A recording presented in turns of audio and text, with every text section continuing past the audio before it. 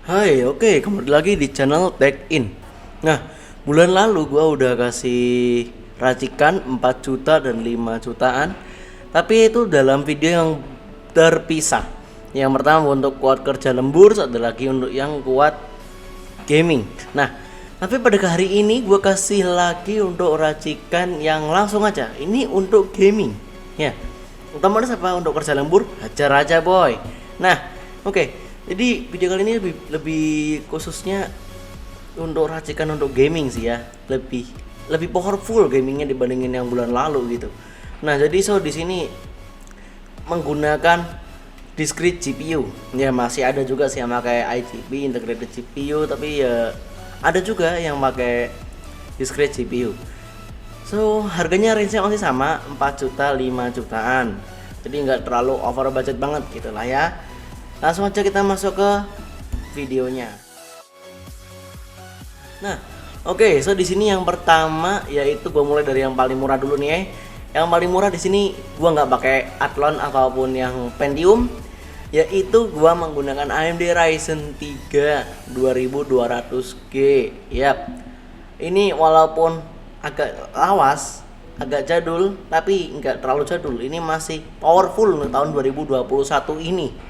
Nah, kenapa gue milih ini? Karena kalau dibanding sama Athlon dia menggunakan 2 core 4 thread. Nah, sedangkan kalau yang AMD Ryzen 3 2200G ini dia sudah 4 core 4 thread, dimana untuk performanya bisa lebih optimal penggunaannya untuk 4 core secara fisikal dibandingkan 4 core secara logical. Nah, jadi di sini gua menggunakan AMD Ryzen 3 2200G dengan IGP-nya Radeon Vega 8. Nah, harganya berapaan nih? Harganya di angka 1,5 jutaan saja, boy.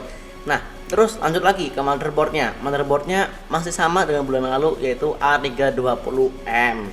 Yap, sebenarnya gue lebih rekomendasiin untuk pakai yang B450 sih sebenarnya. Tapi kalau kalian ada budget boleh gue saranin itu, tapi kalau ini untuk ngepres budget aja nih ya, gue kasih yang A320M. Nah oke, ini harganya 760.000 ya, agak naik dikit, kurang dikit ya. Pokoknya harganya ada perubahan dibandingin bulan lalu, ininya begitu. Nah terus ada lagi RAM nih, boy. RAM satu kepingan 8 GB, harganya 630 ribuan. Dapat kok, coba kalian cari aja, masih dapat. Gue kagak mau nyebutin mereknya, pokoknya ininya ada. Terus kita lanjut ke penyimpanan. Penyimpanan di sini menggunakan SSD SATA 120 GB. Udah cukup kalau kalian install GTA 5 ya, mungkin satu game aja cukup kali ya. Kayaknya disimpan di hard disk ya. Ya walaupun loadingnya agak lama, tapi buat install Adobe Premiere Pro 3 GB-an, Photoshop 3 GB, apa lagi? Illustrator 3 GB itu cukup, boy. Oke. Ya, untuk aplikasi-aplikasi berat bisa, tapi kalau untuk game lebih disarankan pakai hard disk. Nah, hard disk di sini menggunakan 500 GB. Nah, tapi yang rekondisi, boy, inget boy, press budget ya. Nah, harga dari SSD sendiri 210.000. Ya, dapat apa enggak itu? Dapat, boy. Coba kalian cari aja di marketplace, mesti dapat, boy. Terus harddisknya rekondisinya harganya berapaan nih? 170.000 doang, boy. Kalau kalian beli yang baru itu lebih aman sih. Harganya 550 sampai 600-an kalau nggak salah. Tapi kalau yang rekondisi ini ya 170.000 sih ya. Kecuali kalau punya harddisk bekas laptop ya, bisa dipakai kok. Kayak gua ini harddisk 2 keping, harddisk 500 GB tapi bekas laptop semua. Karena laptop gua diganti ke SSD. Jadi harddisknya masih bisa dipakai nih, boy. Nah, jadi ya itu irit banget sih, itu irit banget. Jadi apa, cost untuk harddisknya bisa buat jajan gitu kan, 170.000 ya, buat tabung-tabung gitu kan ya. Walaupun cuma cepet ya nggak apa-apa lah ya. Terus kita lanjut lagi ke PSU nya masih sama, yaitu 550 watt 80 plus bronze, tentunya harus ada sertifikasinya, boy ya. Terus harganya berapa nih? 590.000. Nah, untuk casingnya apa ya, mau dikasih di open case gitu kan ya, lucu kan istilah gitu, bukan PC gaming namanya. Yaitu casing bebas 300 ribuan dapat lah. Dapat yang modelnya cakep-cakep juga kok. Kalian bisa searching aja dari marketplace, itu dapat, boy, tenang aja. Nah, untuk harga total dari racikan yang pertama tadi, itu harganya di angka 4,1. Ya lebih tepatnya 4.160.000, tapi ya boleh 4,2 4,1 terserah kalian aja. Terus urutan yang kedua yaitu lebih kuat gaming lagi sebenarnya, tapi mungkin jangan terlalu dipaksain sih ya. Ntar gue jelasin alasannya kenapa. Nah, urutan yang lebih mahal dikit nih ya, itu ada pakai prosesor i3 9100 nih ya. Bukan pakai Pentium Gold lagi yang G6400 kemarin itu, enggak, tapi ini pakai yang Core i3 9100 dengan IGP UHD grafik 630 nih ya. Harganya 1,8 lebih mahal daripada yang Ryzen 3. Nah, terus nama motherboardnya apa nih? Ya jelas beda prosesor, beda generasi, beda juga motherboardnya bro ya. Jangan kau pakai i3 9100 kau pasangkan di H410, nggak bakal hidup ya. Di sini motherboardnya menggunakan H310. Ingat boy, beda ya. H310M ini harganya 750 ribuan. New ya, baru ya, gua dapat itu harganya. Terus RAM-nya sama, satu kepingan 8 GB 630 ribuan saja. Sisa-sisanya sama sih sebenarnya, SSD SATA 120, harddisk 500 GB, PSU 550 watt 80 plus bronze, casing bebas 300 ribuan. Yap. Harganya sama juga untuk part-part lain selain prosesor dan juga graphic card serta motherboard. Nah, harganya untuk yang racikan kedua i3 9100 di sini yaitu 4.450.000. Nah, di angka 4 jutaan kali ini gue lebih merekomendasikan untuk kalian menggunakan yang AMD Ryzen 3. Kenapa gue bilang begitu? Karena pertama, kalau emang tujuan kalian untuk gaming ya, ini dua prosesor ini sama-samanya dia 4 core 4 thread, no hyper threading sama sekali ya. Nah, lebih mumpuni, lebih kuat, lebih GGWP, lebih gila dah, bukan gitu ya. Lebih kuat pakai yang Radeon Vega 8 dibandingkan UHD 630. Nah, tapi kalau untuk encoder di Adobe Premiere Pro itu gua saranin pakai yang i3 9100. Ya. Jadi ini terserah kalian mau lebih ke edit video atau lebih ke gamingnya. Itu pilihan kalian karena masing-masing punya keunggulan tersendiri nih ya. Nah, terus kita lanjut lagi untuk ke range 5 jutaan. Nah, di sini udah nggak ada kepala 4 ya. Dan nggak ada kepala 6, pokoknya 5 jutaan. Nah, nggak nyampe 5,8, pokoknya masih murah-murahan. Nah, di sini untuk yang 5 juta bunder ya, no angka-angka bundut ya. 5,00000 ya, pokoknya 5 jutaan plak gitu ya. Ya, mungkin berbeda-beda sih, tapi intinya gua dapat terdas gitu. Marketplace online, kalian silakan aja cari nih ya. Yang pertama yaitu i3 lagi boy, i3. Di sini kakak mungkin bisa ngejamah i5 dan i7 ya, nggak mungkin boy, itu lu halusinasi doang. Oke.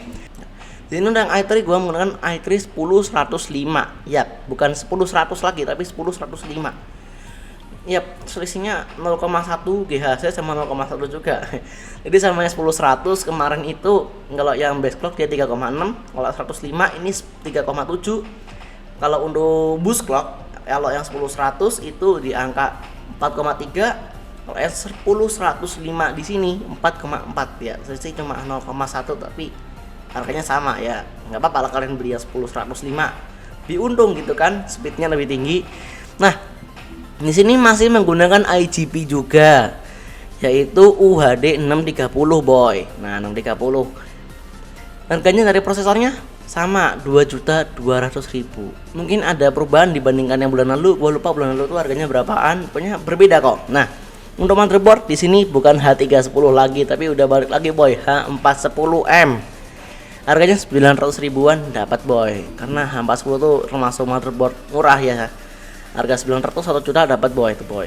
Nah, terus RAM masih sama, lain-lainnya masih sama, satu kepingan 8 GB, SSD SATA 120, terus harddisk 500 GB rekondisi, terus ada lagi PSU 550 watt 80 plus bronze, casing 300 ribuan.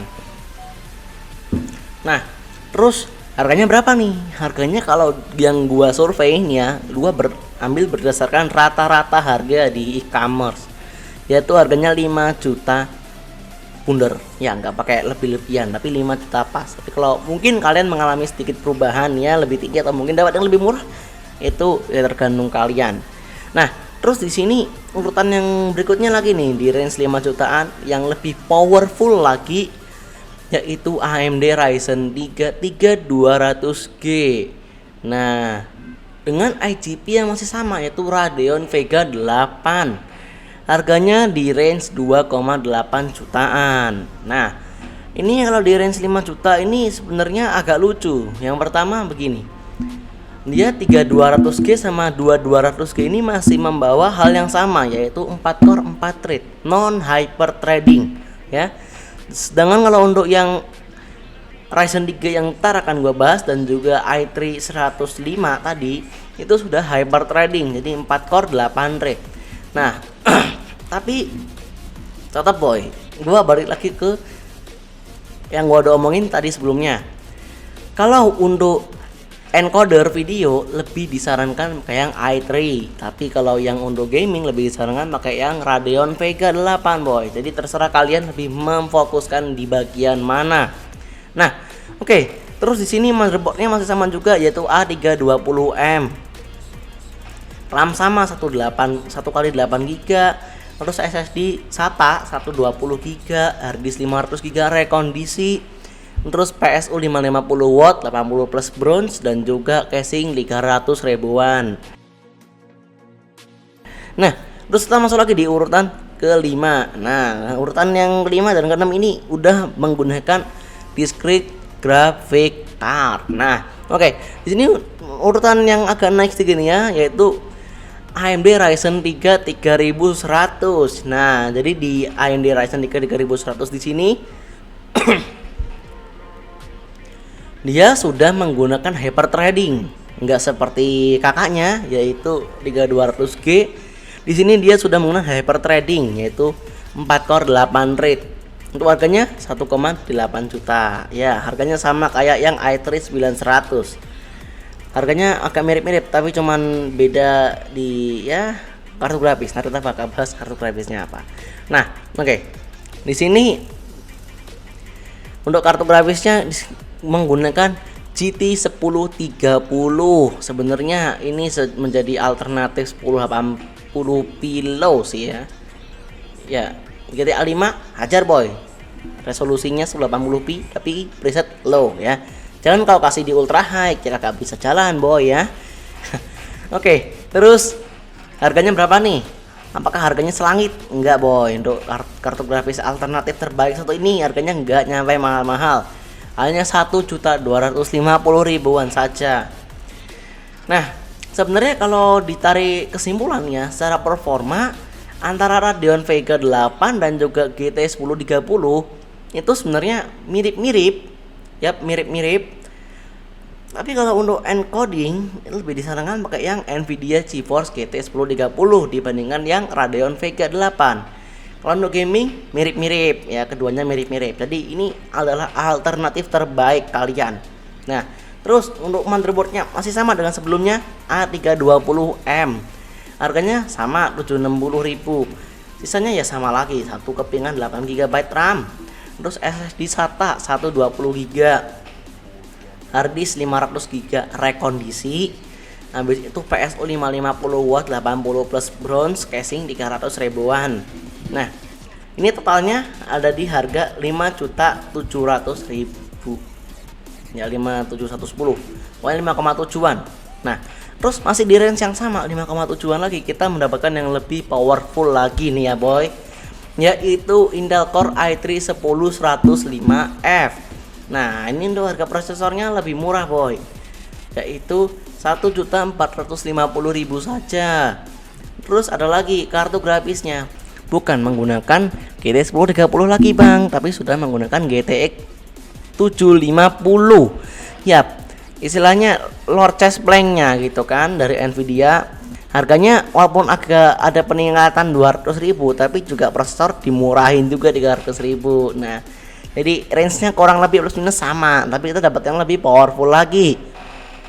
Nah, harganya 1.480.000 ya 1,5 lah ya dibuletin. Untuk motherboardnya masih sama boy, H410M. Harga 900 ribuan. RAM masih sama, satu kepingan 8 GB, SSD SATA 120 GB. harddisk 500 GB dan juga PSU 550 watt 80 plus bronze dan juga casing bebas 300 ribuan. Nah, totalnya untuk yang i3 10105F di sini harganya 5.730.000 saja. Nah, kita narik kesimpulan untuk diambil yang gua paling rekomendasiin ya. Yang pertama, kalau kalian mau cari yang benar-benar budget banget, gua lebih sarankan untuk kalian mengambil yang untuk yang Ryzen 3 200G tadi, yaitu di angka 4,1. Nah, terus kalau kalian mau masuk ke range 5 jutaan pakai IGP, gua sarankan kalian menggunakan pakai yang Intel Core i3 10105 yang harga 5 jutaan under ya. Kenapa gua lebih merekomendasikan itu? Karena kalau kita untuk ambil rata-rata aja kali ya, editing video terus sama gaming itu gue lebih rekomendasiin UHD 630. Karena apa? Pertama, untuk prosesornya sendiri juga udah hyper threading, jadi istilahnya lebih kuat lah ya untuk productivity kalian, kesehariannya kalian.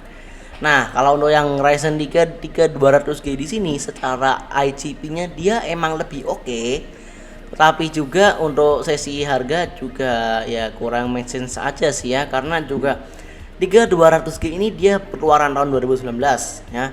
Kalau yang 10105 ini dia keluaran tahun 2021 kuartal pertama. Jadi lebih baru tapi harganya lebih murah untuk yang i3. Nah, terus untuk kalian yang mau masuk ke range 5 jutaan yang pakai discrete grafik, kalian bisa ambil yang i3 10105F. Nah, di sini menggunakan GTX Lord Chest Plank nih ya 750. Ya, bukan yang TI. Kalau yang TI harganya udah selangit boy, 2,2 kalau nggak salah, 2,2 juta. Udah mahal ya. Jadi gua ambil alternatif yang lebih baiknya lagi, lebih terjangkaunya, itu GTX 750 saja. Nah, kenapa kok bisa lebih rekomendasikan ini daripada yang Ryzen? Pertama begini boy, sama juga yang Ryzen 3 3100 ini nih dia diluncurkan tahun 2019 dengan harga yang lebih mahal.